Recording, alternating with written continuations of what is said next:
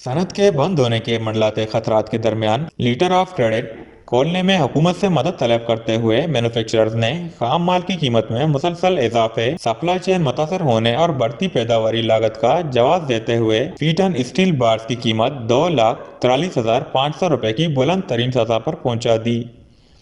एक रिपोर्ट के मुताबिक एक और पेशरफ ने घरेलू हालात और गाड़ियां बनाने में इस्तेमाल होने वाले जस की चादर कोल्ड रोल्ड शीट की कीमत 14,000 रुपए इजाफे के साथ 2,80,000 रुपए फी टन कर दी गई। सरिया के एक डीलर ने बताया कि फैजान स्टील ने 16 mm 25 mm का रेट बढ़ाकर 2,40,500 रुपए फी टन और 10 mm 12 mm का रेट 2,43,500 रुपए कर दिया।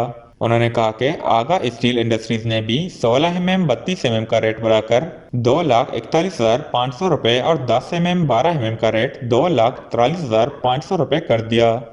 दिसंबर 2022 के आखिरी हफ्ते में स्टील बार के रेट 10 mm 12 mm के लिए 2,24,050 रुपए से 2,25,500 रुपए और 16 mm 25 mm का फी टन रेट 2,22,500 रुपए से 2,23,500 रुपए था। इससे कबल सरिये के बुलंद तरीन शरह जून 2022 में 2,36,000 रुपए थी।